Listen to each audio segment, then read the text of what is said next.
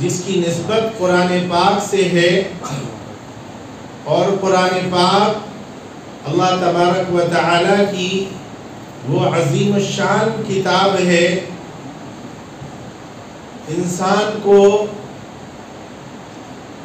اس دنیا کے اندر بہت لمبی زندگی گزارنا ہے۔ کسی کو اللہ نے 65 سال، 70 سال، 80 سال اور 100 سال تک کی زندگی دی ہوئی ہے، لیکن یہ 100 سالہ زندگی یا جس کو اللہ نے جتنی بھی زندگی دی ہے، یہ یہاں پر بس نہیں ہے۔ اس کے بعد ہم منتقل ہوں گے۔ کہتے ہیں نا فلاں کا انتقال ہو گیا، تو اس جگہ سے ہمیں منتقل ہو کر ایک دوسرے جہان میں جانا ہے، وہ قبر ہے۔ وہاں پر کتنی زندگی ہے؟ آدم علیہ السلام سے لے کر اب تک 10,000 20,000 سال پہلے لوگ مرے ہوں گے، اور وہ ابھی تک قبر میں ہیں اور پتہ نہیں کب تک قبر میں رہیں گے۔ تو ایک قبر کی بہت بڑی زندگی ہے جو اس 100 سالہ دنیا سے بہت زیادہ ہوگی ہماری۔ اس کے بعد میدان محشر کی زندگی ہے، اور میدان محشر کی زندگی اس کا ایک ایک دن 50,000 ہزار سال کا بھی ہو سکتا ہے۔ جیسا انسان ہوگا ویسا وہاں پر احساس ہوگا اس دن کا۔ اس کے بعد جو زندگی ہے یہاں پر بھی ختم نہیں ہوگی، نہ قبر میں ختم ہوگی، نہ میدان محشر میں ختم ہوگی۔ پھر وہاں سے منتقل ہو کر ایک اور جہان ہے جس کو ہم جنت کہتے ہیں۔ وہاں کی زندگی کتنی ہے؟ وہاں کی زندگی کبھی نہ ختم ہونے والی ہے۔ یہ سب جہان جتنے ہیں یہ منتقل ہوتے رہیں گے، بدلتے رہیں گے، لیکن جنت میں پہنچنے کے بعد وہ زندگی کبھی بھی ختم ہونے والی نہیں ہے۔ یہ اتنے جہانوں میں ہمیں رہنا ہے، زندگی گزارنی ہے، اور ان چاروں جہانوں میں اللہ تبارک و تعالی نے اس بات کو لکھ دیا ہے، اور لکھ کر اللہ کا قلم جف القلم خشک ہو چکا ہے۔ لا تبدیل لکلمات اللہ، اللہ کے کلمے بدلتے نہیں ہیں، اللہ کا کلام بدلتا نہیں ہے۔ اللہ نے جو لکھ دیا اس کے اندر ایک رائی کے 1 کروڑ حصے کیے جائیں اتنی بھی تبدیلی نہیں آتی۔ اللہ کے کلمے بدلتے ہی نہیں ہیں۔ اللہ تبارک و تعالی نے ان چاروں جہانوں میں یہ بات لکھ دی ہے۔ کیا بات لکھ دی ہے؟ کہ اللہ تعالی چاروں جہانوں میں اگر عزت عطا فرمائے گا، بلندیاں دے گا، رتبے عالی ہوں گے، مقام رفیع ہوگا، تو صرف اور صرف اللہ کی کتاب سے لگنے کی بنیاد پر اور اللہ کی کتاب سے تعلق جوڑنے کی بنیاد پر ہوگا۔ مسلم شریف کی روایت ہے، ان اللہ یرفع بہذا الکتاب اقواما ویضع بہ آخرین۔ اب میں چاروں جہانوں کو تفصیل کے ساتھ مطلب مختصر انداز میں چاروں جہانوں کو بتاؤں گا۔ اللہ تعالیٰ نے اس جہان کے اندر بھی لکھا، اللہ تعالیٰ ان اللہ یرفع بہذا الکتاب اقواما ویضع بہ آخرین، کہ اللہ تعالیٰ نے اس امت کی رفعت، بلندی، عزتوں کی اونچائی، عزتوں کی بلندی اللہ تعالیٰ نے لکھ دی ہے۔ اللہ اسی کتاب کے ذریعے سے قوموں کو بلند کرے گا، اور اس کتاب کو چھوڑنے والوں کو اللہ تعالیٰ رسوا کر دے گا، ذلیل کر دے گا۔ وَيَضَعُ بِهِ آخَرِينَ۔ اللہ تعالیٰ کی طرف سے یہ بات، اس کے اندر کبھی بھی کوئی بدلاؤ نہیں آئے گا۔ حضرت عمر کہتے تھے کُنَّا أَذَلَّ النَّاسِ، ہم لوگوں میں سب سے زیادہ ذلیل تھے، سب سے زیادہ رسوا تھے، لیکن اللہ تعالیٰ نے ان کو جو 360 کے پجاری تھے، 360 کی عبادت کیا کرتے تھے، جو ایسے ذلیل اور رسوا تھے کہ عورت کو پیدا ہوتی ہی قتل کر دیتے تھے، بچی پیدا ہوئی اس کو مار دیتے تھے، زندہ دفن کر دیتے تھے. جو ایسے تھے اصاف اور نائلہ دو لوگ ہیں، یمن سے آئے ہوئے ہیں. یطوفون بالبیت عریانا، برہنہ ہو کر خانہ کعبہ کا طواف کر رہے ہیں. اور دونوں نے، اصاف اور نائلہ نے، زنایا فی جوف الکعبہ، کعبے کے اندر داخل ہو کر زنا کیا.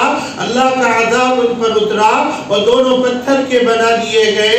کیسے وہ لوگ ذلت والے تھے جن پر اللہ کا عذاب اترا، جو عذاب اترنے کی حالت میں پتھر کے بنا دیے گئے. ایک کو انہوں نے صفا میں رکھا، ایک کو مروہ میں رکھا، اور یہ دونوں کی عبادت شروع کر دی، یہ ان کے معبود ہو گئے. ایسے ذلیل لوگ تھے. کہتے ہیں کان الرجل فی الجاہلیت اذا سافر حمل معه 4 احجار. جاہلیت کے زمانے میں جب انسان سفر کرتا تھا تو 4 پتھروں کو اٹھا لیتا تھا. ثلاثۃ یغدرونها، 3 پتھر اٹھائے، اس سے اپنی گندگی کو صاف کر لیا. والرابع یعبدونها، جن 4 پتھروں کو اٹھایا تھا 3 سے استنجا جن پتھروں سے کیا، اسی میں کا 4تھا پتھر اس کو معبود بنا لیتے، اس کی پوجا شروع ہو جاتی، اس سے سفر کی کامیابی مانگنے لگتے. ایسے وہ جاہل تھے، اپنی جہالت پر ناز کیا کرتے تھے اور کہتے تھے لا یظلم یظلم، جو ظلم نہیں کرتا اس پر ظلم کیا جاتا ہے. یعنی ظلم کرنا ان کی سرشت کے اندر داخل تھا.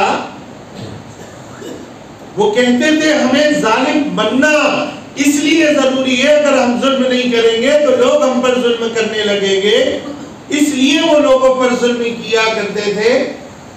ایسی جاہل اجہل قوم کو اللہ تعالیٰ نے کیسا بلند کیا، کیسا بلند کیا، ایسا بلند کیا کہ اللہ تبارک و تعالیٰ نے ان کا امتحان لیا دلوں کا. اولئک الذین امتحن اللہ قلوبہم للتقوی، اللہ نے ان کے دل کا امتحان لیا، اور دل کا امتحان لینے کے بعد اللہ نے اعلان کیا اولئک هم المفلحون، اولئک هم الفائزون، اولئک هم المہتدون. بالکل کامیاب، بالکل کامیاب. اور سب کے لیے اللہ نے اعلان کیا وَكُلًّا وَعَدَ اللَّهُ الْحُسْنَى، ہم نے ان سب کے لیے جنت کا وعدہ کیا ہے. رضی اللہ عنہم ورضوا عنہ، اللہ نے اپنی رضا کا ان کے لیے دنیا کے اندر اعلان کر دیا. کیا چیز ملی تھی ان کو، کس سے بلندیاں ان کو نصیب ہوئی تھی؟ ان کو اللہ کی کتاب ملی تھی، قرآن ملا تھا. اس کو انہوں نے اپنی زندگی کے رگ و ریشے میں داخل کر لیا تھا. ان کی زندگی سراپا قرآن بن گئی تھی. اللہ تعالیٰ نے ان کو پھر ایسا بلند کیا، ایسا بلند کیا، اور ہمارے اوپر ذلتیں مسلط ہوئی. کیوں؟ کیا وجہ ہے، کیا سبب ہے؟ تو اقبال نے ترجمہ کیا ہے اس حدیث کا، کہا وہ معزز تھے زمانے میں مسلمان ہو کر، اور ہم خوار ہوئے تارک قرآن ہو کر. ان کو جو عزتیں ملی تھی قرآن سے محبت تعلق کی بنیاد پر، اور ہماری رسوائیاں، ہمارا جو مقدر بنی ہے وہ قرآن چھوڑنے کی بنیاد پر. ہم خوار ہوئے تارک قرآن ہو کر. اسی لیے نبی پاک صلی اللہ علیہ وسلم نے وصیت فرمائی تھی الا وان الاسلام دائرہ، سنو آج اسلام حرکت میں ہے، آج اسلام گردش کر رہا ہے، اسلام کی چکی چل رہی ہے. فدوروا مع الکتاب حیث دار، لہذا تم اللہ کی کتاب کو مضبوطی سے تھام کر اس کے ساتھ چلتے رہنا، چلتے رہنا. کیوں؟ بہت جلد ایسا وقت آ سکتا ہے الا وان الکتاب والسلطان سیفترقان، بہت جلد ایسا وقت آ سکتا ہے.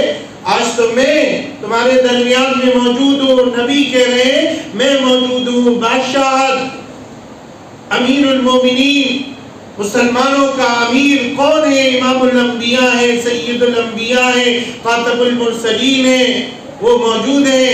لیکن کہا بعد میں ایسا وقت آ سکتا ہے اللہ کی کتاب الگ ہو جائے گی، بادشاہت الگ ہو جائے گی. کہا فلا تفارق الکتاب، بادشاہت چھوٹے چھوڑ دینا لیکن اللہ کی کتاب کو چھوڑ کر زندگی نہ گزارنا. الا وانه سيولى عليكم الامراء ان اطعتموهم اضلوكم. بہت جلد تم پر ایسے حاکم آ سکتے ہیں اگر تم ان کی بات مانو گے گمراہ ہو جاؤ گے. ان خالفتموهم قتلوكم، بات نہیں مانو گے تو شاید تمہیں قتل کر دے، مار دے. صحابہ نے کہا یا رسول اللہ ایسا وقت آئے تو ہم کیا کریں گے؟ کہا کونوا کآل عیسیٰ، تم عیسیٰ علیہ السلام کے حواریین کی طرح ہو جانا. حملوا علی الاخشاب ونشروا بالمناشیر، جو آروں سے چیر دیے گئے، سولی میں چڑھا دیے گئے. فوالذی نفس محمد بیدہ، اس ذات کی قسم جس کے قبضے میں محمد کی جان ہے، اللہ کی کتاب کو چھوڑ کر، اسلام کو چھوڑ کر اگر تمہیں زندگی پیش کی جائے اس زندگی کو اختیار مت کرنا. اللہ کی کتاب کو تھامے ہوئے اگر تمہیں موت آ جائے اس موت کو گوارا کر لینا، لیکن اس زندگی کو گوارا نہ کرنا جس زندگی میں قرآن کو چھوڑنا پڑے. اسلام چھوڑ کر زندگی اگر کوئی دے اور کہے یا تو زندگی لو یا اسلام لو، زندگی لو یا قرآن لو، کہا زندگی جائے چلی جائے لیکن اللہ کی کتاب کو چھوڑ کر زندہ رہنا گوارا نہ کرنا. ایسی کتاب اللہ تعالیٰ نے ہمیں دی. ہمیں تو اس کتاب پر ناز کرنا چاہیے تھا، فخر کرنا چاہیے تھا. ان اللہ قرأ سورۃ طٰہٰ و یاسین قبل ان یخلق الخلق بألف عام، کہ اللہ تعالیٰ نے ابھی نہ زمین بنائی تھی، نہ آسمان بنایا تھا، نہ چاند و سورج پیدا کیے تھے. اس کے 1000 سال پہلے اللہ تعالیٰ نے فرشتوں کی مجلس میں، فرشتوں کے سامنے سورہ یاسین کی اور سورہ طٰہٰ کی تلاوت کی. 1000 سال پہلے اس زمین آسمان کے بننے سے 1000 سال پہلے فرشتوں کی مجلس میں سورہ یاسین سنائی، سورہ طٰہٰ سنائی. ایسی پیاری اللہ سنانے والا ہو، اللہ سنانے والا ہو، خود اللہ کا کلام ہو، کیا فرشتوں کو مزہ آیا ہوگا. فرشتے کہنے لگے طوبیٰ لأمۃ، کتنی مبارک ہوگی وہ امت جس کے لیے یہ قرآن اترے گا. طوبیٰ لألسنۃ، کتنی مبارک ہوں گی وہ زبانیں جو اس قرآن کی تلاوت کرے گی. طوبیٰ لأجواف، کتنے مبارک ہوں گے وہ سینے جو اس قرآن کو اپنے اندر محفوظ کریں گے. فرشتے رشک کر رہے تھے جس کتاب پر، جس قرآن پر اللہ نے وہ قرآن ہمیں اور آپ کو عطا فرمایا.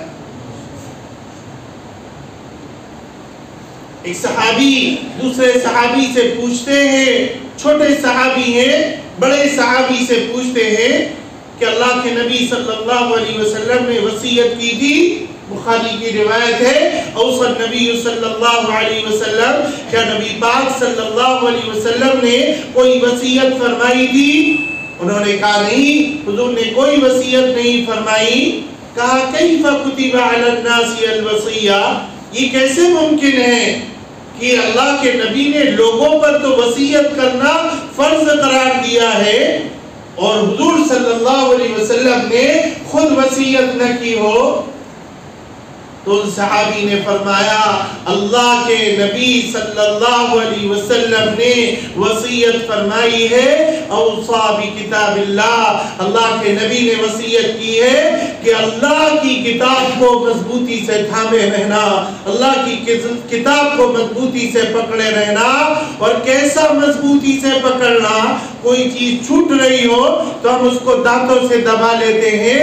کہا عضوا علیکم بالنواجذ، اس کتاب کو دانتوں سے مضبوطی سے پکڑے رہنا، چھوٹنے نہ پائے، چھوڑنا بالکل بھی گوارا اس کتاب کو نہ کرنا. کہا نواجذ سے اس کو مضبوطی سے پکڑ لینا. ایسی کتاب اللہ نے ہمیں اور آپ کو عطا فرمائی جس کی پوری کتاب کی تو کیا شان ہوگی، کیا مقام پوری کتاب کا ہوگا. جس کی ایک ایک آیت کا یہ درجہ ہے، ایک ایک آیت کا یہ مقام ہے. سب کو یاد ہے بسم اللہ الرحمن الرحیم، کتنی چھوٹی سی آیت ہے، درجہ کیا ہے، مقام کیا ہے. عیسیٰ علیہ السلام جا رہے تھے، راستے میں ایک جگہ رکے تو ایک قبر تھی، اس قبر والے کو عذاب ہو رہا تھا. عیسیٰ علیہ السلام کھڑے ہو گئے، اس کے لیے دعائے مغفرت کی اور دعائے مغفرت کر کے آگے چلے گئے. کچھ سالوں کے بعد واپسی ہوئی تو دیکھا عذاب قبر روک دیا گیا ہے. تو اللہ سے کہا ہے اللہ میں نے اس کے لیے دعائے مغفرت کی تھی، اس لیے آپ نے عذاب قبروں کو روکا ہے. تو عیسیٰ علیہ السلام سے اللہ نے کہا نہیں، اس لیے نہیں روکا، بلکہ اس لیے روکا ہے جب اس کا انتقال ہوا تھا، اس کی بیوی حاملہ تھی، اس کے انتقال کے بعد اس کا بچہ پیدا ہوا، بچہ تھوڑا سا بڑا ہوا، اس کی ماں نے بچے کو پڑھانے کے لیے پڑھانے والے کے پاس بھیجا اور پڑھانے والے نے پڑھایا بسم اللہ الرحمن الرحیم، اور بچے نے پڑھا بسم اللہ الرحمن الرحیم. اتنے سے عمل پر اللہ تبارک و تعالی نے اس کے باپ سے عذاب قبر کو اٹھا لیا، باپ سے عذاب قبر کو روک دیا. اور اللہ نے کہا انی استحی، میں حیا کرتا ہوں، مجھے حیا آتی ہے، مجھے شرم آتی ہے. جس کا معصوم بچہ مجھے رحمان کہہ رہا ہو، جس کا معصوم بچہ مجھے رحیم کہہ رہا ہو، میں اس کے باپ کو عذاب دوں. کہاں مجھے حیا و شرم آتی ہے. بسم اللہ الرحمن الرحیم پر بچے سے نہیں، اس کے باپ سے عذاب قبر کو اٹھا لیا اللہ نے. کس کتاب میں اللہ نے یہ خاصیت رکھی ہے؟ کون سا علم ہے جو عذاب قبر کو، عذاب قبر سے باپ کو بچا سکتا ہے؟ لیکن جس کا معصوم بچہ بسم اللہ کہہ رہا، اللہ اس کو عذاب قبر کو روک دے گا، عذاب قبر سے باپ کو بچا لے گا. اور بسم اللہ کی یہ خاصیت ہے، باپ دیگر گناہوں میں مبتلا ہے لیکن اتنا سا عمل کرتا ہے، وہ چاہتا ہے میرا بچہ بھی قرآن پڑھے اور لے کر چلتا ہے اور پڑھانے والے کے سامنے بٹھاتا ہے، پڑھانے والا اس کو پڑھاتا ہے، پڑھو بیٹا بسم اللہ الرحمن الرحیم، اور بچہ پڑھتا ہے بسم اللہ الرحمن الرحیم. اتنا سا عمل ہوا ہے، باپ لایا ہے، پڑھانے والے نے پڑھایا ہے، پڑھنے والے بچے نے پڑھا ہے. اتنے سے عمل پر اللہ نے 3 لوگوں کی مغفرت فرما دی. لانے والا باپ بخش دیا گیا، پڑھنے والے بچے کی اللہ نے مغفرت کر دی، پڑھانے والے حافظ صاحب، قاری صاحب کی اللہ نے مغفرت فرما دی. کون سی کتاب ہے جس کی اتنی سی آیت پر اللہ نے یہ اجر و ثواب اور یہ وعدے فرمائے ہو؟ آپ کہہ سکتے ہیں حضرت عیسیٰ علیہ السلام تو پچھلے دور کے نبی ہیں، بسم اللہ الرحمن الرحیم تو حضور پر اتری ہے. اللہ نے یہ آیت برکت کے لیے تمام نبیوں کو دی ہوئی تھی. سلیمان علیہ السلام جب خط لکھتے تھے تو خط میں لکھتے تھے، قرآن میں خط مذکور ہوا انہو من سلیمان و انہو بسم اللہ الرحمن الرحیم. سارے نبیوں کو اللہ نے برکت کے لیے یہ دی ہوئی تھی. یہودی بھی عیسائی بھی جب ذبح کرتے ہیں، وہ تو ہمارے نبی سے پہلے آئے ہیں، وہ بھی بسم اللہ پڑھ کر ذبح کرتے ہیں. لہذا یہ تمام نبیوں کو اللہ نے برکت کے لیے عطا فرمائی تھی. کوئی بھی تعلیم، کوئی بھی علم ایسا نہیں ہے جس علم کے ذریعے اللہ سے کوئی بات کر سکے. کوئی دنیا میں علم ایسا نہیں ہے جس سے اس کی اللہ سے گفتگو ہو، اللہ سے بات چیت ہو. کوئی چاہے اللہ سے بات چیت کرنا، کوئی کتاب، کوئی علم ایسا نہیں ہے جس سے انسان کی اللہ سے گفتگو ہو. لیکن سچوں کے سچے، سب سے زیادہ سچے، جو اپنے دل سے نہیں بولتے، وما ينطق عن الهوى ان هو الا وحی یوحى، جن کا بول گفت اللہ بود گرچہ از حلقوم عبداللہ بود. کہا اس کا بول نہیں ہے، اس کا بول اللہ کا بول ہے. بس زبان اس کی ہے، گلے سے اس کے بات نکلتی ہے، وہ کون ہے؟ وہ نبی پاک صلی اللہ علیہ وسلم ہے۔ فرماتے ہیں کہا اللہ نے کہا اوتیت الفاتحۃ مکان التورات، اللہ تعالیٰ نے مجھے جو کچھ اللہ نے تورات میں اتارا تھا موسیٰ علیہ السلام پر نازل ہونے والی کتاب، کہا سارا کا سارا اللہ نے مجھے سورہ فاتحہ میں دے دیا۔ اور ایسی یہ سورت ہے، ایسی سورت ہے وَلَقَدْ آتَيْنَاكَ سَبْعًا مِنَ الْمَثَانِي وَالْقُرْآنِ الْعَظِيمِ، اللہ تعالیٰ نے مجھے 7 مثانی دی اور قرآن عظیم کو دیا۔ یعنی جتنا احسان اللہ تعالیٰ نے قرآن دے کر ہم پر فرمایا ہے، اتنا ہی احسان اللہ نے سورہ فاتحہ دے کر ہم پر فرمایا ہے۔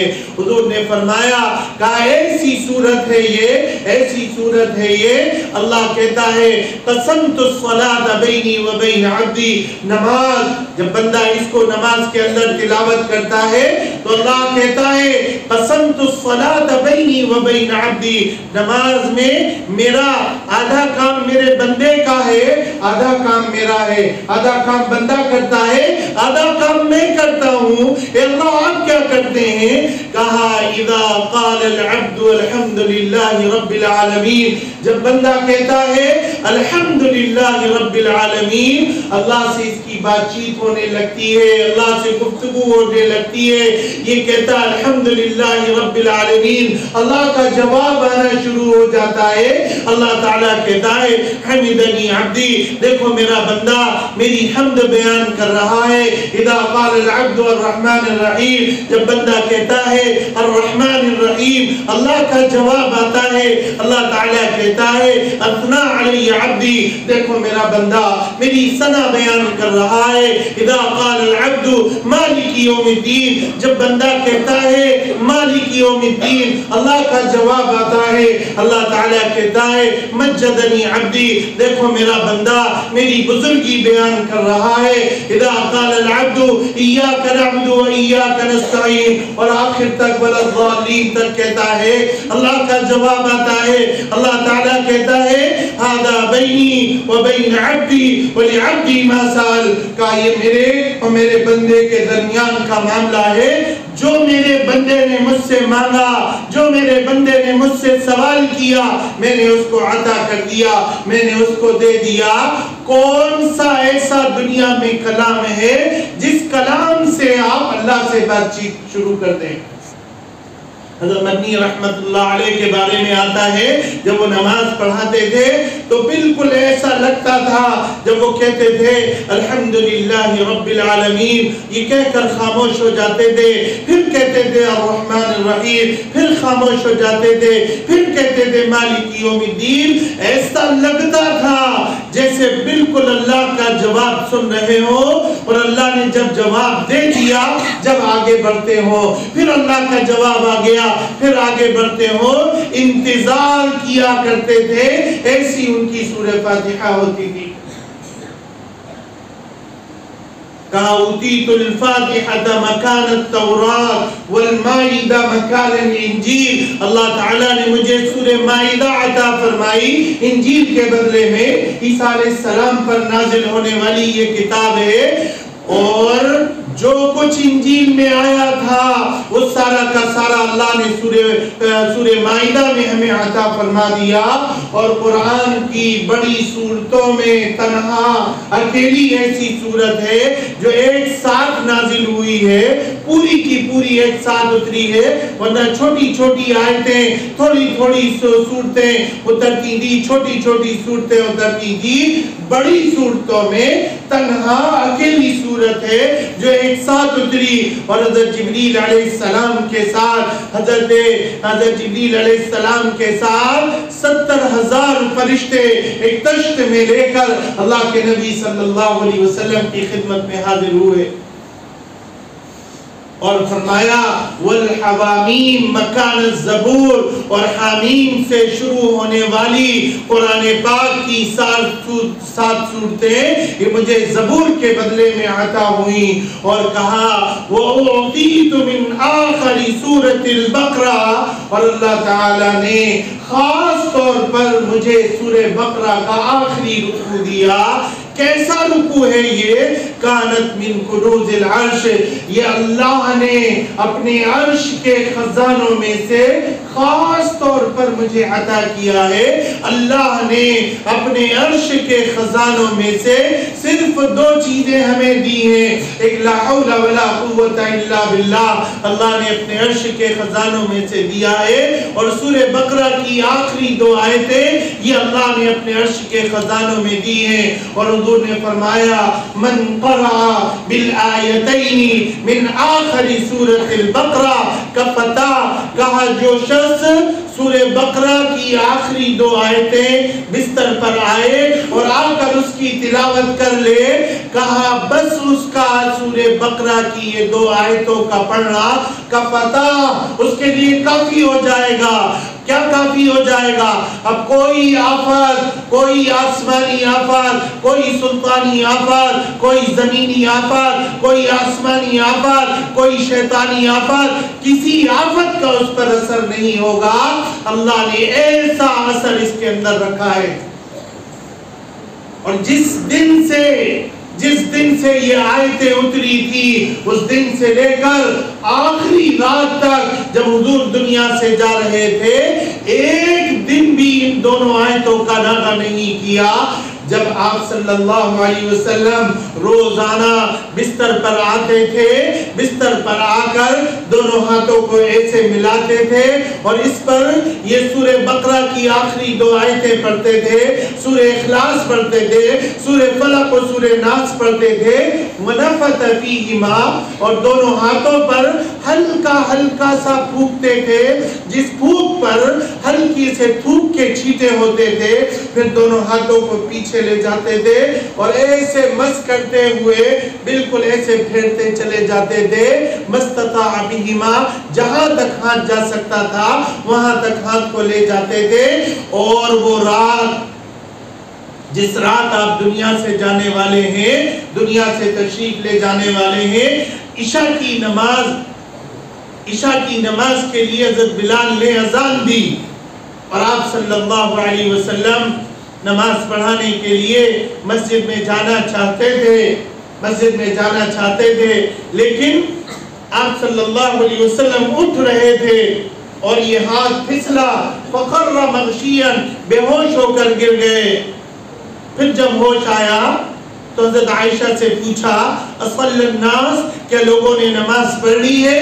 حضرت عائشہ نے بتایا بل ینتظرونک یا رسول اللہ، اللہ کے رسول صحابہ تو آپ کا انتظار کر رہے ہیں. پھر اٹھنا چاہتے تھے، پھر ہاتھ پھسلا، پھر بے ہوش ہو گئے. 3 مرتبہ ایسا ہوا.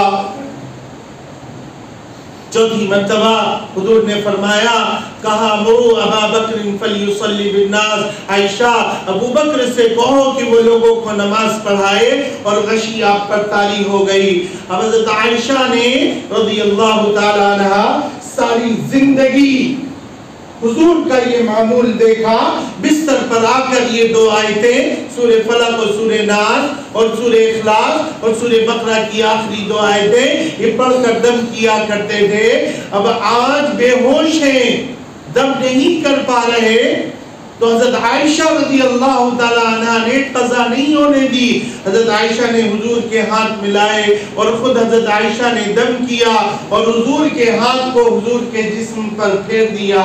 سوال کیا گیا، بخاری کی روایت ہے، سوال کیا گیا یا ام المومنین، آپ نے اپنے ہاتھ پر دم کر کے حضور کے بدن پر کیوں نہیں پھیرا تھا؟ کہنے لگی رجاء برکتیہا، میرا ہاتھ کہاں برکت والا ہے؟ برکت والا تو اللہ کے نبی صلی اللہ علیہ وسلم کا ہاتھ ہے. اس لیے آخری رات میں بھی، بے ہوشی کے عالم میں بھی اللہ کے نبی کی یہ سورہ بقرہ کی آخری آیتیں نہیں چھوٹی. اور ہم نے زندگی میں کبھی بھی ایک رات بھی ہم نے اس پر عمل نہیں کیا. اور پھر جب ہم حادثات میں، مصیبتوں میں، پریشانیوں میں اور بلیات کے اندر، شیطانی اثرات کے اندر مبتلا ہوتے ہیں تو الزام اللہ کے نبی پر کیوں لگاتے ہو؟ اسلام پر کیوں الزام لگاتے ہو؟ الزام اپنے آپ پر لگاؤ۔ اللہ کے نبی تو خزانے دے کر گئے تھے، آپ کی حفاظت کا پورا انتظام کر کے گئے تھے، ہم نے ہی اس پر عمل نہ کیا تو قصور ہمارا ہے یا ہمارے محبوب صلی اللہ علیہ وسلم کا قصور ہے؟ اس لیے میرے دوستو بزرگوں، ان خزانوں پر عمل کریں، دیکھنا کیا فائدے اور کیا اس کی برکتیں آپ کو نصیب ہوں گی۔ کہ قرآن اللہ کی ایسی ویسی کتاب نہیں ہے، کمال درجے کی اللہ نے کتاب دی ہے، کمال درجے کی۔ اور پھر حضور نے فرمایا وَفُضِّلْتُ بِالْمُفَصَّلَاتِ، اللہ تعالیٰ نے مفصلات صورتوں کے ذریعے سے مجھے سارے نبیوں پر اللہ نے فضیلت عطا فرمائی۔ جب صحابہ نے دیکھ لیا تھا کہ ہمارے لیے قرآن کے بغیر چارہ نہیں ہے، قرآن ہی ہمیں بلندی دینے والا ہے، قرآن ہی ہمیں رفعتیں عطا کرنے والا ہے، تو وہ قرآن سے ایسے جڑے تھے کسی گھر کی صبح نہیں ہوتی تھی، لیکن ہر گھر کا آغاز قرآن کی تلاوت سے ہوتا تھا۔ فجر کی نماز کے بعد ہر گھر میں قرآن پڑھا جا رہا ہے تو ہر گھر سے ایسی آواز آتی تھی جیسے کروڑوں شہد کی مکھیاں اکٹھا ہو کر بھنبھنا رہی ہوں، ایسی بھنبھناہٹ پورے مدینے کی آواز میں ہوا کرتی تھی، پورا مدینہ گونجا کرتا تھا۔ حضرات صحابہ کی قرآن کی تلاوت سے آغاز ہی قرآن کی تلاوت سے ہوتا تھا ہر صبح کا۔ ایسا قرآن سے جڑے تھے، ہمارا قرآن سننے کے لیے آسمان سے فرشتے اترا کرتے تھے، بخاری کی روایت ہے، کہا حضرت اسید ابن حضیر رضی اللہ تعالیٰ عنہ سورہ کہف کی تلاوت کر رہے ہیں، ایسی بابرکت سورت ہے، اللہ کے نبی نے فرمایا، کہا من حفظ 10 آیات من اول سورۃ الکہف، جس شخص نے سورہ کہف کی صرف 10 آیتیں یاد کر لی، عصیم من الدجال، دجال کا بھی اس پر اثر نہیں ہوگا، اللہ دجال سے بھی اس کی حفاظت کرے گا۔ اتنا بڑا فتنہ آدم علیہ السلام سے لے کر آج تک اور قیامت تک دجال سے بڑا امت پر نہیں آئے گا، لیکن صرف 10 آیتیں سورہ کہف کی آپ کو دجال سے محفوظ کر لیں گی۔ دجال سے آپ محفوظ ہو جائیں، دجال کے فتنے سے بچ جائیں، تو اور جتنے بھی دنیا کے فتنے ہیں ان فتنوں کی کیا حیثیت ہے؟ جب سب سے بڑے فتنے سے اللہ محفوظ کر لے صرف 10 آیتوں پر، تو اور چھوٹے فتنوں کی کیا حیثیت ہے؟ ان سے تو بدرجہ اولا محفوظ ہوگا۔ اس لیے جس شخص نے سورہ کہف جمعے کے دن پڑھ لی، پورا ہفتہ اللہ دل کے اندر ایسا نور پیدا کرے گا جس نور کی چمک اس کے پورے ہفتے اس کو چلاتی رہے گی، اور جس جمعے کے دن آپ سورہ کہف پڑھ لیں اور ایک ہفتے نہ پڑھیں، دیکھنا دونوں میں واضح فرق آپ دیکھیں گے۔ ایسی پیاری صورت ہے۔ اب وہ صحابی اسید ابن حضیر رضی اللہ تعالیٰ عنہ سورہ کہف پڑھ رہے ہیں، جیسی پڑھتے ہیں ان کا اونٹ بدکنے لگتا ہے، گھوڑا بدکنے لگتا ہے، رک جاتے ہیں صحیح ہو جاتا ہے، پھر پڑھتے ہیں پھر بدکنے لگتا ہے، پھر رک جاتے ہیں پھر صحیح ہو جاتا ہے، پھر پڑھتے ہیں پھر بدکتا ہے۔ سمجھ میں نہیں آ رہا۔ ایسی ایک دن سورہ بقرہ پڑھ رہے تھے، پھر ایسا ہی ہو رہا تھا۔ اللہ کے نبی صلی اللہ علیہ وسلم سے شکایت کی، یا رسول اللہ، میں سورہ کہف پڑھتا ہوں، میں سورہ بقرہ پڑھتا ہوں، میرا اونٹ بدکتا ہے، گھوڑا بدکتا ہے، پڑھنا چھوڑ دیتا ہوں صحیح ہو جاتا ہے۔ یہ سمجھ میں نہیں آ رہا، قرآن سے کیوں بدک رہا ہے؟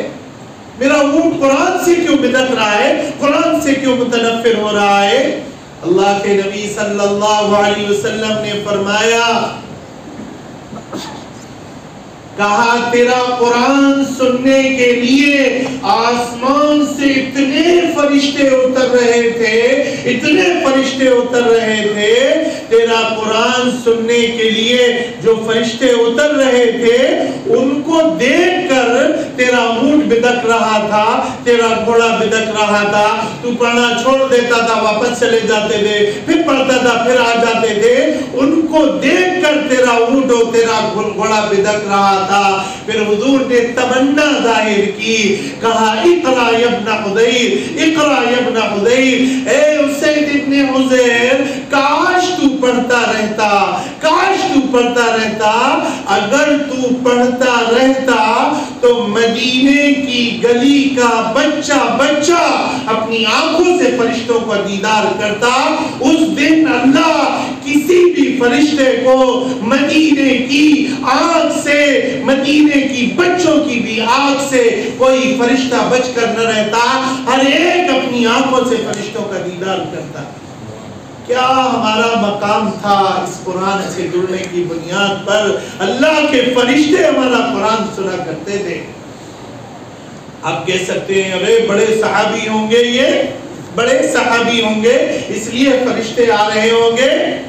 ایک 10 سال 11 سال یا 12 سال اور ہو سکتا ہے 8 سال کا بچہ ہو، صحابی، نوجوان صحابی، رات میں قرآن پڑھ رہا ہے، قرآن پڑھ کر روتا جا رہا ہے، قرآن پڑھ رہا ہے، قرآن پڑھ کر روتا جا رہا ہے۔ ان کی زبان میں قرآن اترا تھا، وہ تو قرآن سمجھتے تھے، لہذا وہ قرآن پڑھ رہا ہے، رو رہا ہے، قرآن پڑھ رہا ہے، رو رہا ہے۔ صبح فجر کی نماز پڑھنے کے لیے جب وہ بچہ آیا، اللہ کے نبی صلی اللہ علیہ وسلم نے دروازے پر اس کا استقبال کیا اور استقبال کر کے سینے سے لگایا، اس کے ماتھے کو بوسہ دیا اور بوسہ دے کر فرمایا، یا فتیٰ، اے نوجوان، کیا رات میں تو قرآن پڑھ کر رو رہا تھا؟ انہوں نے کہا ہاں یا رسول اللہ، میں رات میں قرآن پڑھ رہا تھا اور قرآن پڑھ کر رو رہا تھا۔ حضور نے فرمایا، یا فتیٰ لقد ابکیت اعین ملئ من ملائکۃ کثیر، اے نوجوان تو قرآن پڑھ کر رو رہا تھا، تیرے قرآن پڑھ کر رونے نے سارے آسمان کے فرشتوں کو بھی رلا دیا۔ تو رو رہا تھا، سارے آسمان کے فرشتے بھی رو رہے تھے۔ اندازہ تو لگاؤ، اندازہ تو لگاؤ، ہمارا بچے ایسے ہوا کرتے تھے کہ ان کے قرآن سن کر رونے نے آسمان کے فرشتوں کو رلا دیا۔ ایسی کتاب اللہ نے ہمیں اور آپ کو عطا کی ہے۔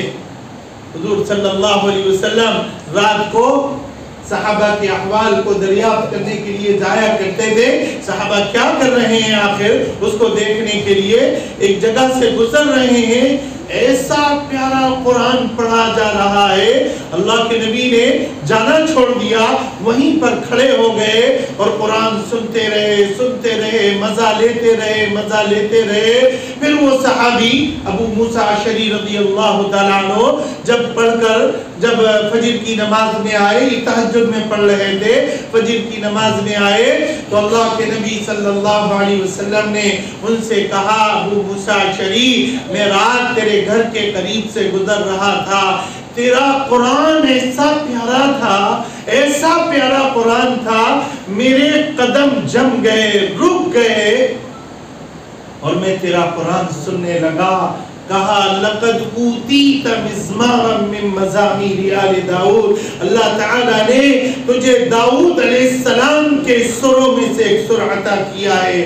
ایسی پیاری آواز تھی داؤد علیہ السلام کی، جب وہ زبور کی تلاوت کرتے تھے دریا کا بہتا پانی تھم جاتا تھا، چلتی ہوئی ہوا رک جاتی تھی، درندے پرندے چرندے اکٹھا ہو کر داؤد علیہ السلام کی آواز پر جھومنے لگتے تھے، پہاڑ تک حضرت داؤد علیہ السلام کی آواز پر جھومنے لگتا تھا۔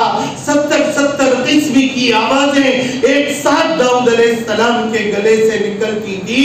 کہا اللہ نے وہ سر جو داؤد کو دیا تھا اللہ تعالیٰ نے وہ سر تجھے عطا کیا ہے. امام الانبیاء کے قدموں کو جما دے. کیسا صحابہ قرآن پڑھتے ہوں گے, کیسا جڑے ہوئے ہوں گے. ابو سعید خدری رضی اللہ, حضرت عبداللہ بن مسعود رضی اللہ عنہ کو حضور نے بٹھایا. کہا عبداللہ بن مسعود سے کہا مجھے قرآن سناؤ, مجھے قرآن سنا. بخاری کی روایت ہے وہ کہنے لگے اقرأ علیک وعلیک انزل, یا رسول اللہ میری کیا مجال, میں آپ کو قرآن سناؤں, آپ پر تو قرآن اترتا ہے, نازل ہوتا ہے. اللہ کے نبی صلی اللہ علیہ وسلم نے کہا اللہ نے مجھے حکم دیا ہے کہ میں تجھ سے قرآن کو سنوں. وہ صحابی رونے لگے, کہنے لگے یا رسول اللہ سمانی اللہ, اسمانی اللہ, اللہ نے کیا میرا نام لیا تھا, نام لے کر کہا تھا.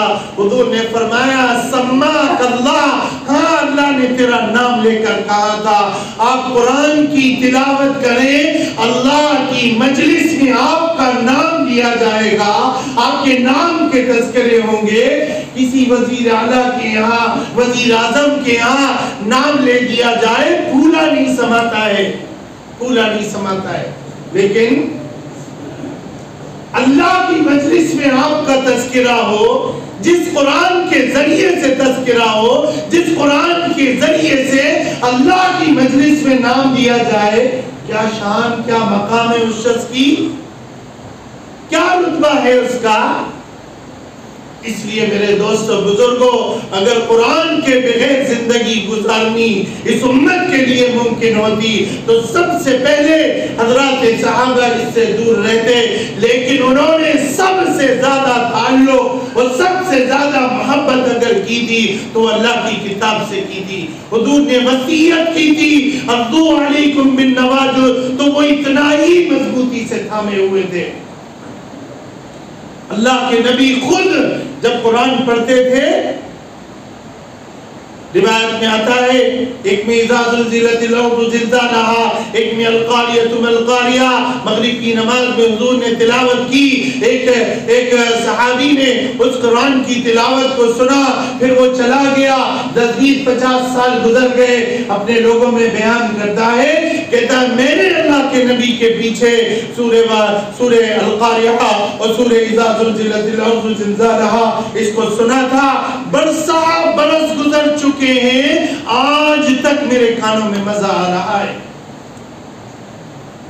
مکہ میں تو پابندی لگا دی تھی, محمد کی نہ سننا, ان کی نہ سننا, ان کا کلام ایسا ہے جو ان کی سن لیتا ہے ان کے جیسا ہو جاتا ہے, لہذا ان کی نہ سننا, ان کی نہ سننا, پابندی لگا دی تھی. اللہ کے نبی اپنے گھر میں کھڑے ہو کر رات میں تلاوت کرتے تھے, لیکن قرآن کا ایسا جادو تھا, ایسی کشش تھی اللہ نے قرآن میں رکھی تھی کہ ابو جہل جو دن میں لوگوں کو منع کرتا تھا, ابو سفیان جو لوگوں کو روکتا تھا, اخنس ابن شریح جو منع کرتا تھا, یہ کمبل اوڑھ کر, منہ چھپا کر, منہ میں کپڑا باندھ کر اللہ کے نبی صلی اللہ علیہ وسلم کا قرآن سننے کے لیے آتے تھے. ایک ایک چھوٹی سی بچی لاکھوں لوگوں کی ہدایت کا ذریعہ بنتی تھی اس قرآن سے تعلق کی بنیاد پر. قرآن کا ایک چیلنج ہے, وَإِن كُنْتُمْ فِي رَيْبٍ مِّمَّا نَزَّلْنَا عَلَىٰ عَبْدِنَا فَأْتُوا بِسُورَةٍ مِّن مِّثْلِهِ. اگر تمہیں شک ہو یہ اللہ کی کتاب نہیں ہے تو کہا ایک جیسی ایک چھوٹی سی سورت بنا کر لاؤ. اللہ کے نبی نے سورہ کوثر کو خانہ کعبہ میں لٹکا دیا تھا. اگر یہ اللہ کا کلام نہیں ہے تو اتنی چھوٹی سی سورت ہے, لاؤ بنا کر جیسی سورت. تو سارے مکہ والوں نے اس کے آگے لکھا تھا ما ھذا قول البشر, کسی انسان کا کلام ہوتا تو اس سے اچھا کلام ہم بنا دیتے, لیکن یہ انسان کا کلام نہیں ہے, اس لیے ہم اس کو اس جیسا نہیں بنا سکتے. تو بڑا ذلت ہوتی تھی, دشمنان اسلام کو بڑی ذلت ہوتی تھی. قرآن چیلنج کر رہا, ہم جواب نہیں دے پا رہے, اور جواب نہیں دے سکے. اللہ کے نبی کے چیلنج کو قبول نہیں کیا انہوں نے. ہاں دشمنی پر اتر آئے, مار کوٹنے پر, اوجڑی ڈالنے پر, ظلم کرنے پر, قتل کرنے پر, ان کے صحابہ کو مارنے پر, گھروں سے نکالنے پر, بائیکاٹ پر, سب پر آمادہ ہو گئے. کیوں آمادہ ہوئے؟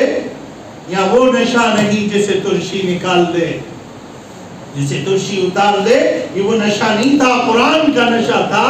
لہذا جو قرآن کو سن لیتا تھا دیوانہ ہو جاتا تھا. لہذا مارنے پر تو آمادہ ہوئے, بائیکاٹ کرنے پر تو آمادہ ہوئے, لیکن قرآن کے جواب دینے پر آمادہ نہیں ہوئے. اسی درمیان میں کچھ سالوں کے بعد خلافت عباسیہ کے دور میں ایک شخص پیدا ہوا, عبداللہ ابن مقفع اس کا نام ہے. کلیلہ دمنہ ایک سنسکرت کی ایک بہت شاندار ایک ناول تھی, اس کا اس نے ترجمہ کیا ہے. کلیلہ دمنہ اس کا نام ہے.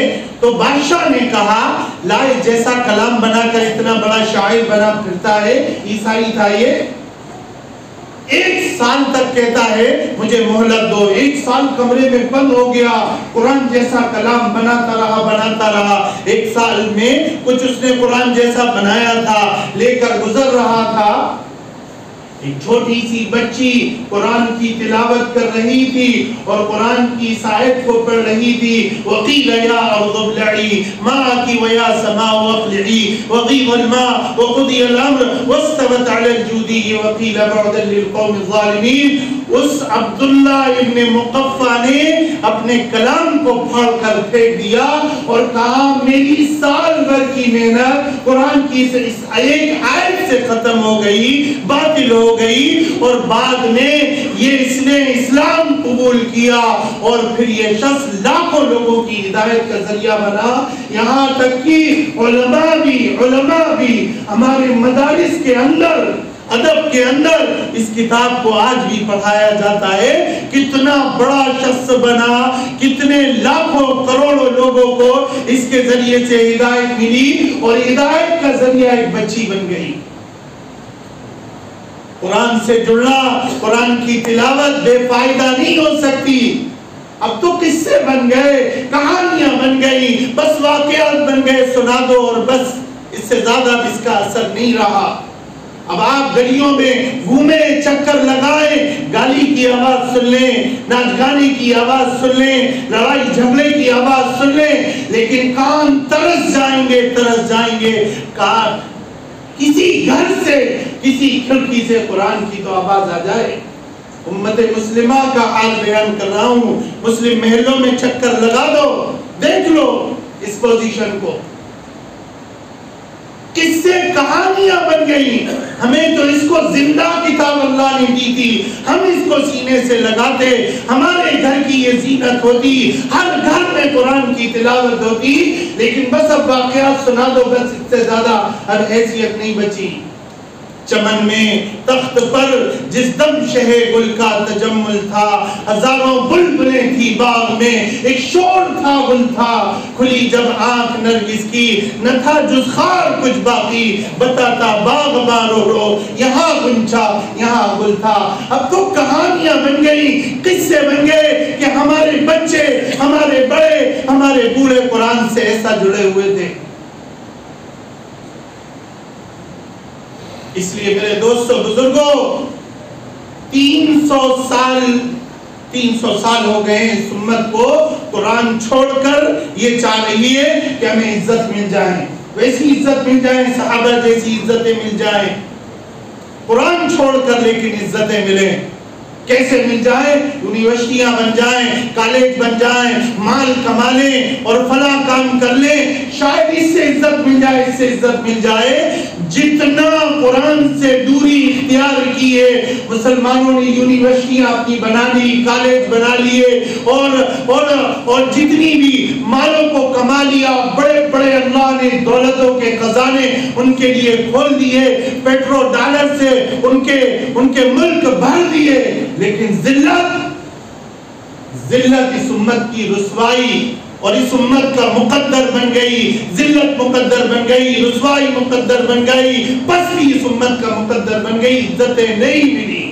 آج سب سے زیادہ رسوا سب سے زیادہ رسوا اگر کوئی قوم ہے تو وہ مسلمان ہیں. قرآن چھوڑ کر عزت حاصل کرنا چاہ رہے تھے. اور آج پوری امت مسلمہ سے ایک شکایت سنو ہمارے ہندوستان کی شکایت. کیا شکایت؟ ہم پریشان ہیں، مالی تنگی ہے، معیشت کمزور ہے، ہمارے پاس پورا نہیں ہو رہا، ہماری اولاد جو ہے وہ کاروبار سے متعلق نہیں ہے، نوکریاں نہیں لگ رہی، یہ وہ بس صرف ہر جگہ ایک طوفان ہے مالی شکایت کا. اللہ سے بھی پوچھ لو کبھی، اے اللہ یہ تنگی کیوں آ رہی ہے، یہ رسوائیاں کیوں ہو رہی ہیں، یہ ذلتیں ہم پر کیوں مسلط ہیں؟ جب ہم اللہ سے پوچھتے ہیں اللہ تعالیٰ کیا کہتا ہے؟ علماء بیٹھے ان سے پوچھ لینا، میں کچھ اپنی بات نہیں بتا رہا ہوں. وَمَنْ أَعْرَضَ عَنْ ذِكْرِي فَإِنَّ لَهُ مَعِيشَةً ضَنْكًا. اگر تم نے میری اس کتاب سے اعراض کیا، مارے پھر رہے ہوگے، نان شبینہ کے محتاج ہوگے. معیشت کی تنگی تمہاری، میں اللہ کہہ رہا ہے معیشت کو دینے والا، پیدا کرنے والا، خالق اور مالک، مالوں کو دینے والا، خزانوں کا مالک، وہ رب کہہ رہا ہے میں تمہاری معیشت کو تنگ کر دوں گا. مارے پھر رہے ہوگے، نانے شبینہ کے محتاج ہوگے. اللہ ہماری معیشت کو تنگ کر دے. قرآن چھوڑنے کی بنیاد پر کون سی چیز ہے ہماری معیشت کو درست کرنے والی؟ تو اس لیے میرے دوستوں بزرگوں، دنیا میں عزت کا ایک سبب ہے، بس ختم. اللہ نے بالکل یہ بات طے کر دی ہے. آپ کہیں گے دیکھتے ہیں مولوی لوگ بھی تو پریشان رہتے ہیں، حالانکہ وہ قرآن سے جڑے ہوئے ہیں.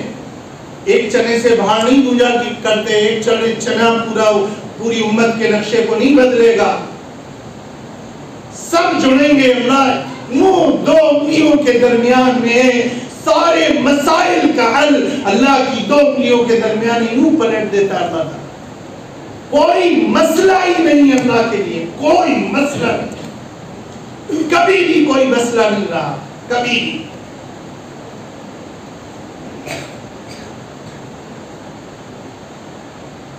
تو دنیا کی عزت، دنیا میں مال کی وسعت قرآن کی بنیاد پر ہوگی. پھر قبر کے اندر قبر کی زندگی جو ہماری ایک لمبی زندگی ہے، وہ زندگی بھی ہماری قرآن کی بنیاد پر ہوگی. قرآن کی بنیاد پر. ابھی بچے قرآن پاک ختم کریں گے، اس کے آگے یہ بچے دعا پڑھیں گے. ابھی اللہم آنس وحشتی فی قبری، اے اللہ میری قبر کی وحشت کو دور کر دے اس قرآن پاک کے ذریعے سے. کوئی یہ چاہتا ہے مجھے میری قبر میں ڈر نہ لگے، وہاں کے سانپ بچھوؤں سے میں محفوظ رہوں، وہاں کے عذاب سے میں محفوظ رہوں، لیکن دیگر گناہوں کی وجہ سے پھنس گیا، قرآن سے تعلق جوڑا لیکن اور بھی گناہ کرتا تھا اور اسی حال میں مر گیا بغیر توبہ کے، تو ضابطے میں عذاب دینے والے فرشتے آئیں گے.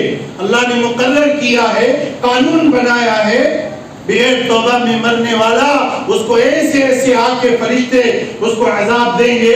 فرشتے ضابطے میں، قانون میں عذاب دینے کے لیے آئیں گے، لیکن یہ شخص قرآن سے جڑا ہوا تھا تو قرآن اس کے دائیں آئے گا، بائیں آئے گا، آگے آئے گا، پیچھے آئے گا، اوپر آئے گا، نیچے آئے گا. ہر شخص جہاد سے اللہ تعالیٰ قرآن کو ذریعہ بنائے گا اور قرآن ذریعہ بنے گا اس کی قبر کی حفاظت کا. اور کسی بھی فرشتے کو چاہے وہ جبریل علیہ السلام ہی کیوں نہ ہو، کسی بھی فرشتے کو اللہ نے قرآن سے زیادہ طاقت نہیں دی. کسی بھی فرشتے کو، سب کو اللہ نے قرآن کا خادم بنایا ہے. یہ قرآن اللہ کا کلام ہے، اس سے زیادہ طاقت کسی کو بھی نہیں ہو سکتی، جبریل کو بھی نہیں ہو سکتی. آپ کہہ سکتے ہیں فرشتہ آئے قرآن سے لڑ کر پیچھے ہٹا دے قرآن کو اور عذاب دینا شروع کر دے، کسی فرشتے کو اللہ نے قرآن سے زیادہ طاقت نہیں دی. یقیناً قبر کے اندر یہ قرآن آپ کی حفاظت کا ذریعہ بنے گا. پھر اگلا مرحلہ میدان محشر کا آئے گا. میدان محشر کی ایک لمبی زندگی جہاں پر ہر ایک یوم یفر المرء من اخیہ وامہ وابیہ وصاحبتہ وبنیہ، ہر ایک بھاگ رہا ہوگا، دوست سے، بیوی شوہر سے، باپ اپنے بیٹے سے، بیٹا اپنے باپ سے، یہاں تک کہ ماں اپنے بیٹے سے، بیٹا اپنی ماں سے بھاگ رہا ہوگا. ایسا نفسا نفسی کا عالم ہوگا. اس نفسا نفسی کے عالم میں بھی اللہ تعالی قرآن کو ذریعہ بنائے گا آپ کی شفاعت کا، سفارش کا. حضور نے فرمایا القرآن والصیام یشفعان یوم القیامہ، قرآن بھی سفارش کرے گا اور روزہ بھی سفارش کرے گا اور سفارش کر کے آپ کو جنت میں پہنچائے گا. کہا سورہ بقرہ طیران صواب، اپنے پڑھنے والے کو ایسے ڈھونڈ رہی ہوگی جیسے بادل سایہ کرتا ہوا جاتا ہے، ایسے سورہ بقرہ پڑھنے والے پر پرندوں کی طرح بادل سایہ کیے ہوئے ہوں گے اور اپنے پڑھنے والے کو یہ اٹھائے گی، سورہ ملک اٹھائے گی، سورہ بقرہ اٹھائے گی اور کسی کا فیصلہ ہو چکا ہے کہ اس کو جہنم میں لے جا رہے ہیں فرشتے. سورہ ملک آئے گی اور اللہ کی عدالت میں فرشتوں سے چھڑا کر اللہ کی عدالت میں پیش کرے گی اور اللہ سے کہے گی اللہ آپ نے تو وعدہ فرمایا تھا جو شخص سورہ ملک کی تلاوت کرے گا آپ اسے جہنم سے بچائیں گے. 30 آیتیں عشاء بعد جو شخص پڑھے گا عذاب قبر سے محفوظ رہے گا، آخرت کے عذاب سے محفوظ رہے گا. کہا 30 آیتیں ہیں. اللہ سے یہ کہے گی اللہ آپ نے وعدہ فرمایا تھا جو سورہ ملک کو پڑھے گا آپ اسے عذاب جہنم سے بچائیں گے، یہ میری تلاوت کرنے والا تھا پھر بھی آپ اسے جہنم میں داخل کر رہے ہیں. اے اللہ فیصلہ فرما دیجئے، یا تو اس شخص کو جہنم سے نکال دیجئے یا پھر مجھے قرآن سے نکال دیجئے. اللہ سورہ ملک کو قرآن سے نہیں نکالے گا. یقیناً سورہ ملک کو پڑھنے والے کو اللہ تبارک و تعالی جہنم سے آزادی عطا فرمائے گا. آپ کو حیرانگی ہوگی، بخاری کی روایت سنا رہا ہوں. کہا القرآن حجت لک او حجت علیک، قرآن اللہ سے جھگڑا کرے گا. کسی نبی کی بھی مجال نہیں ہے جو اللہ سے جھگڑ لے. کسی نبی کی بتا رہا ہوں، کوئی نبی ایسا نہیں ہے جو اللہ سے لڑائی لڑ لے، اللہ سے جھگڑا کر لے. آپ کے حق میں کسی نبی کی سفارش کر سکتے ہیں، یا اللہ درخواست کریں گے اللہ اسے بچا لے، اللہ اسے بچا لے، لیکن جھگڑا کرنے کی کسی میں ہمت نہیں ہے. لیکن قرآن چونکہ اللہ کا کلام ہے، اللہ کا کلام ہے، اس لیے وہ اللہ کا کلام اللہ سے جھگڑا کرے گا اور اللہ سے لڑ کر کہے گا اللہ آپ اسے جہنم سے نکالیے. ہر جہان میں، دنیا میں، قبر میں، میدان محشر میں، ہر جگہ کام آنے والی کتاب قرآن، صرف اور صرف قرآن. ساری انجینئرنگ، ساری سائنس اور سارے جہان کے جتنے علوم ہیں سارے پڑھ کر قبر والے کو بخش دو، ایک نیکی کا اضافہ اس میں نہیں ہوگا، ایک نیکی. اور میں نے بتایا بسم اللہ آپ کو عذاب قبر سے بچا لے گی. ایک صورت آپ کو آپ کے حق میں اللہ سے جھگڑا کرے گی. اسی کتاب کو ہم نے منہ موڑے اور آسان نہیں ہے میرے دوستو. آسان اگر ہوتا تو سب سے پہلے قرآن علماء چھوڑتے. کیا ضرورت تھی ان کو رات دن قرآن پہ محنت اٹھنا؟ صبح 4 بجے سے یہ اساتذہ ان طلبہ پر محنت کرتے ہیں. 4 بجے سے سخت سردی کے اندر بستروں کو چھوڑ کر یہ معصوم بچوں کو اٹھا کر ان کو ٹھنڈے پانی سے، کرنٹ مارتے پانی سے وضو کرا کر ان کو یہاں مسجدوں میں بٹھا کر کیوں قرآن سے جوڑتے ہیں؟ ممکن نہیں ہے. یہ جانتے ہیں قرآن کو، اس لیے ممکن نہیں ہے اس کے بغیر زندگی گزارنا. اس لیے یہ اس پر پاگل ہوئے ہوتے ہیں. دن رات انہوں نے اوڑھنا بچھونا بنایا ہوتا ہے قرآن پاک کو. کیوں؟ من اعرض عن ذکری فإن له معیشۃ ضنکا، دنیا کی زندگی تنگ ہوگی قرآن چھوڑنے پر. ونحشره یوم القیامۃ اعمی، اور قیامت کے دن اگر قرآن چھوڑ کر زندگی گزاری اللہ اندھا بنا کر اٹھائے گا. اللہ سے کہیں گے رب لما حشرتنی اعمی وقد كنت بصیرا، اللہ مجھے تو دنیا میں نظر آتا تھا، آج دن کیوں نہیں رہا، آج مجھے نظر کیوں نہیں آ رہا. اللہ کہے گا کہ کوئی ہماری آیتیں سنانے والے تم تک آئے تھے؟ ہاں یا اللہ آئے تھے. کہا کیا کیا؟ کہا ہم نے بھلا دیا. اللہ کہے گا وَكَذَلِكَ الْيَوْمَ تُنسَىٰ، جس طرح تو نے دنیا میں میری آیتوں کو جھٹلایا اور بھلایا، آج میں تجھے جھٹلا دیتا ہوں، تجھے بھلا دیتا ہوں. اللہ بھلا دے، کون ہے ساتھ دینے والا؟ کون ہے ساتھ دینے والا؟ آپ کہہ سکتے ہیں ہم نبی کے دامن سے جھوم جائیں گے، لپٹ جائیں گے اور اللہ کے نبی سے کہیں گے یا رسول اللہ ہماری سفارش کر دیجئے، شفاعت کر دیجئے. یقیناً اللہ کے نبی شفاعت کریں گے، یقیناً کریں گے. کس کی کریں گے؟ کس کی کریں گے؟ یہ بھی تو کبھی پوچھ لو، کس کی شفاعت ہوگی؟ شفاعت تو بہت دور کی بات ہے. اللہ تعالیٰ نے کیا قرآن میں کہا؟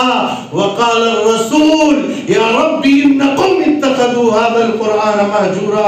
اللہ کے نبی صلی اللہ علیہ وسلم اللہ کی عدالت میں قرآن چھوڑنے والوں کے خلاف مقدمہ دائر کر دیں گے اور کہیں گے اللہ یہ ہے میری قوم کے وہ لوگ جنہوں نے قرآن کو چھوڑ کر زندگی گزاری. اللہ کے نبی جس قرآن چھوڑنے والے کے خلاف مدعی بن جائیں، اللہ فیصلہ کرنے والا ہو. کس کے حق میں اللہ فیصلہ کرے گا؟ اپنے محبوب کے حق میں فیصلہ کرے گا یا قرآن چھوڑنے والے کے حق میں فیصلہ کرے گا؟ ممکن نہیں. اللہ ہمارا مخالف ہو جائے، نبی مخالف ہو جائے، کون ہے ساتھ دینے والا؟ کوئی ساتھ دینے والا نہیں. اور جس نے تعلق جوڑا ہوگا اللہ کہے گا آؤ، ان کے ماں باپ کو بلائے گا، نور کے منبروں پر بٹھائے گا اور کہے گا یحلون فیہا اساور من ذہب، ان کو جنت کے سونے کے کنگن ان کے ہاتھوں میں پہناؤ. یلبسون ثیابا خضرا من سدس و استبرق، کا اس کو جنت کا سبز ریشمی لباس پہناؤ. سارا جہان بیچ کر اسے ایک لباس کی قیمت ادا نہیں کی جا سکتی. ایسا وہ لباس ان کے ماں باپ کو پہنایا جائے گا. سروں میں ایسا تاج رکھو، الکرامہ، سروں میں ایسا تاج رکھو، ان ادنی لؤلؤ منھا، جس کا سب سے چھوٹا موتی مشرق اور مغرب کو چمکا رہا ہو، اس کے بڑے موتیوں کا کیا حال ہوگا، اس تاج کی روشنی کا کیا حال ہوگا. نور کے منبروں پر بٹھا کر اللہ عزت دے رہا ہو اور کہہ رہا ہو جب یہ ماں باپ کی یہ عزت ہے تو خود صاحب قرآن کی کیا عزت ہے. میں بہت اختصار کے ساتھ یہ بات ختم کر کے آگے چل رہا ہوں. اگلا مرحلہ جنت کا ہے. ہر عمل، نماز پڑھی، روزہ رکھا، حج کیا، زکوٰۃ دی، دیگر اچھے کام کیے، رشتہ داروں سے اچھا سلوک کیا، حسن اخلاق کے ساتھ زندگی گزاری، صلہ رحمی کی اور بہت سارے کارنامے انجام دیے. جتنے بھی کارنامے آپ نے انجام دیے اللہ کی رضا ان کارناموں سے حاصل ہوئی، اللہ تعالیٰ سب کا بدلہ جنت عطا کرے گا، جنت میں داخل کر دے گا. ہر عمل کا آخری اسٹیشن، لاسٹ درجہ کیا ہے؟ جنت ہے. سب جنت میں پہنچ گئے، سارے جنت میں پہنچ گئے. کوئی نماز کی وجہ سے، روزے کی وجہ سے، حج کی وجہ سے، زکوٰۃ کی وجہ سے، دینی خدمات کی وجہ سے سب جنت میں پہنچ گئے. سب جنت میں پہنچ گئے. قرآن والا بھی قرآن کی خدمت سے جنت میں پہنچ گیا.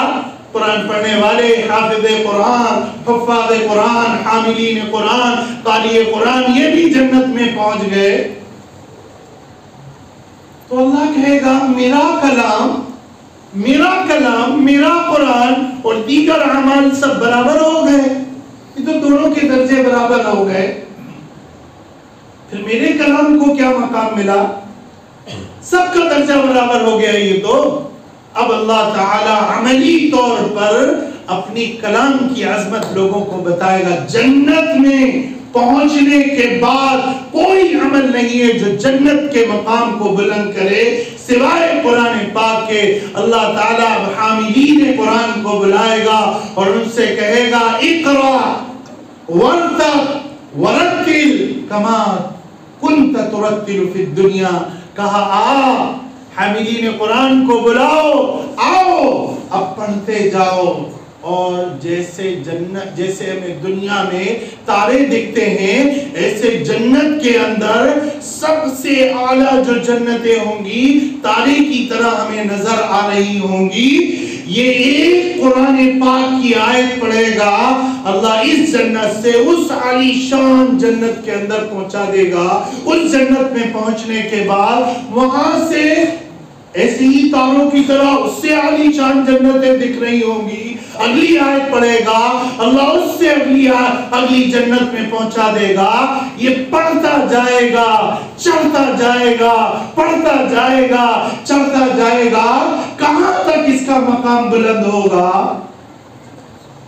سورہ ناس یہ جب پڑھے گا تو یہاں تک اس کا مقام بلند ہوگا اور پھر اللہ اپنے فضل سے اور کیا عطا کرے گا اللہ کے علاوہ کوئی جانتا نہیں ہے. اتنا بلند درجہ اللہ تعالیٰ اپنی کتاب پڑھنے والے کو, کتاب سے تعلق رکھنے والے کو, کتاب سے محبت کرنے والے کو عطا کرے. کون ہے میرے دوستو بزرگوں اس کتاب کے بغیر زندگی گزارنا, ایک لمحہ بھی ضائع کرنا بہت بڑا خسارہ ہے, بڑا نقصان ہے. اس لیے یہ جلسہ منعقد کیا گیا, جلسہ منعقد ہوا, بس یہ نہ ہو آمدن نشستن برخاستن آئے بیٹھے اور چلے گئے. ہاں بھائی ٹھیک تھا, بہت اچھا کھانا بنایا, ماشاءاللہ ببو بھائی نے فلاں کام کیا, ماشاءاللہ ایسی بلندیاں عطا کرتا. ہر لمحے اللہ کامیابی دے گا. تو میرے دوستو بزرگوں آپ سے وعدہ لیتا ہوں, طے کرتے ہیں نا انشاءاللہ قرآن سے جوڑ کر زندگی گزاریں گے. ہر ایک اپنی آخرت کے لیے اتنا تو طے کرے کہ انشاءاللہ میں اپنی اولاد میں سے ایک بچے کو ضرور حافظ قرآن بناؤں گا. آپ کہیں گے کوئی کہے میرے ساتھ کوئی بچہ نہیں ہے, بچے بڑے ہو چکے ہیں, وہ کیسے حافظ بنیں گے؟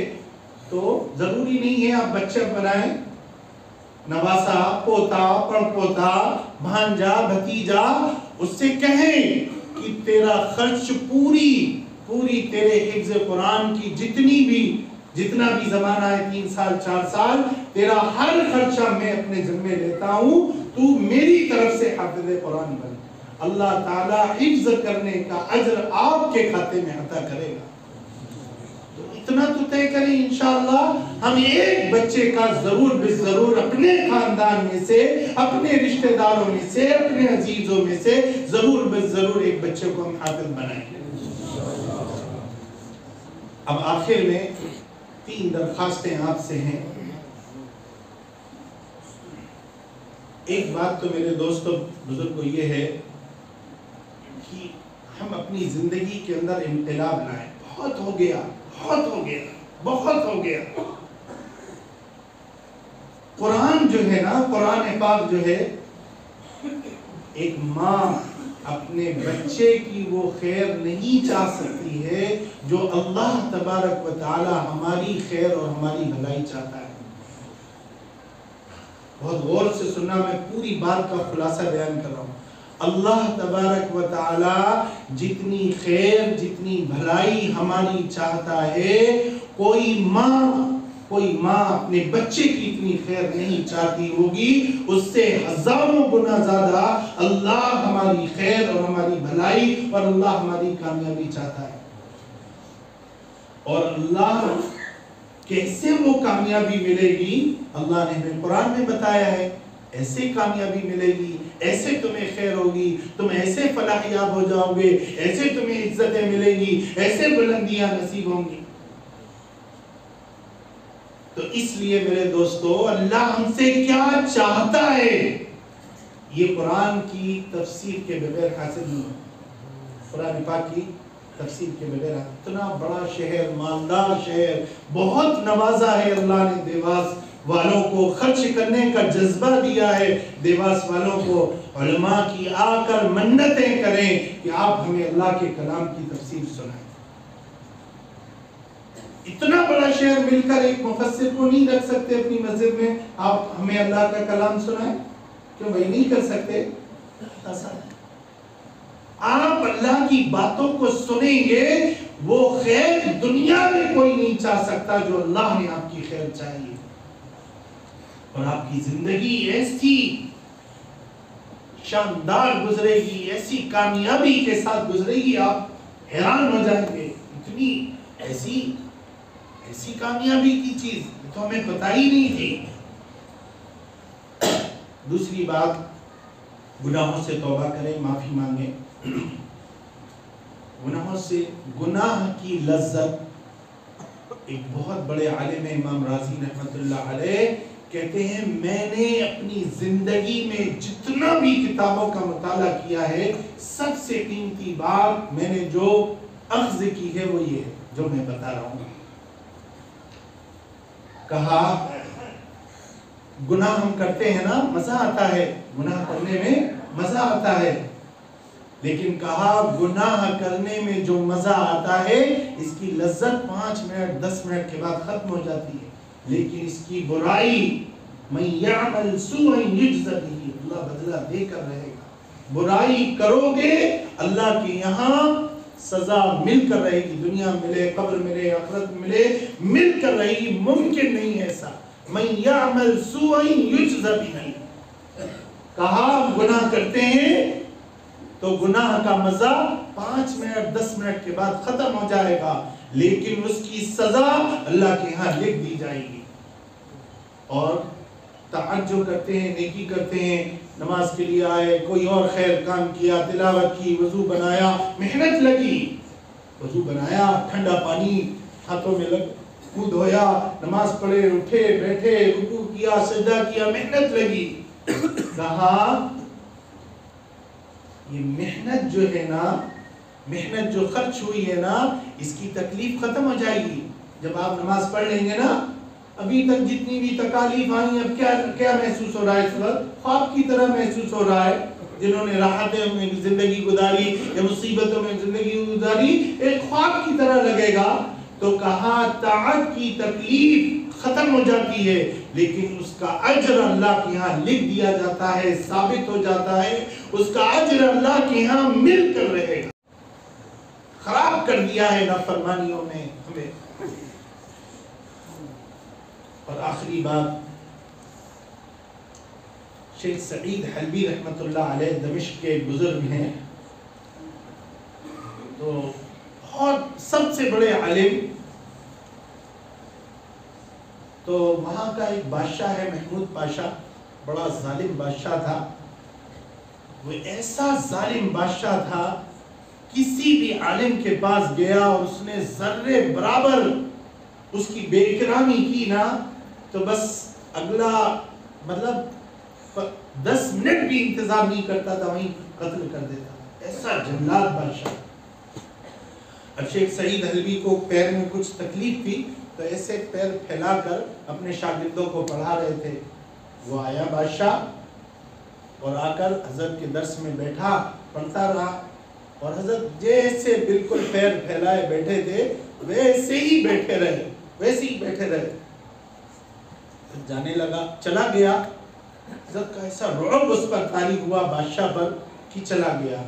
شاگردوں نے اپنے کپڑے اپنے سمیٹ لیے کہ اب تلوار آئے گی اور ہمارے استاذ کی گردن مار دی جائے گی، استاذ کے خون کے چھینٹے ہمارے کپڑوں میں پڑیں گے. تو سب تلوار ڈرے سہمے ایسے کپڑوں کو سمیٹ کر بیٹھ گئے. خیر وہ گیا، اس نے 1 لاکھ سونے کے سکے تھیلی میں رکھ کر 1 لاکھ اشرفیاں حضرت کی خدمت میں ایک تشت میں بھیجی. حضرت کے پاس پہنچ گئی وہ تحلی، ان کا وہ جو بادشاہ کے جو شاہی لوگ ہوتے ہیں وہ لے کر خدمت میں حضرت حاضر ہوئے. تو حضرت نے کہا کیا بات ہے؟ اس نے بتایا ایسا ایسا ہے، بادشاہ نے حضرت یہ آپ کو خوش ہوا، آپ کو یہ نذرانہ بھیجا، آپ اس کو قبول فرما لیں۔ تو حضرت نے، حضرت مولانا علی میاں صاحب نے اس واقعے کو لکھ کر لکھا ہے، اسلامی تاریخ میں سنہرے حروف سے یہ واقعہ لکھا ہوا ہے۔ حضرت نے ایک چھوٹا سا پرچہ، ایک شعر اس کے اندر لکھا اور وہ اس کے اندر رکھ دیا اور اس سے کہا سلم علی مولاک وقل لہ، اپنے مولا کو، اپنے بادشاہ کو ہماری طرف سے سلام کہنا۔ سلم علی مولاک وقل لہ، اپنے بادشاہ کو سلام کہنا، وقل لہ، اور اس سے ساتھ میں یہ بات بھی کہنا، سلم علی مولاک وقل لہ، اپنے بادشاہ کو سلام کہنا اور اس سے کہنا کہ جو لوگ پیر پھیلایا کرتے ہیں وہ ہاتھ نہیں پھیلایا کرتے۔ ان الذی یمد رجلہ لا یمد یدہ، جو لوگ پیر پھیلایا کرتے ہیں وہ ہاتھ نہیں پھیلایا کرتے۔ میرے عزیز دوستو بزرگوں، یہ اساتذہ، یہ رات دن میں ان کی جو محنت ہے آپ سوچ نہیں سکتے، تصور۔ یہ قرآن جو یاد کرایا ہے نا، 6666 آیتیں انہوں نے قرآن پاک کی یاد کرائی، 3 سال میں، کسی نے 2.5 سال میں، کسی نے 2 سال میں، کسی نے اس سے بھی کم وقت میں قرآن پاک یاد کیا۔ آپ ایک سورہ بقرہ یاد کرنا، پسینے آ جائیں گے آپ کو یاد کرنے، کیسی محنت کی ہوگی ان حضرات نے۔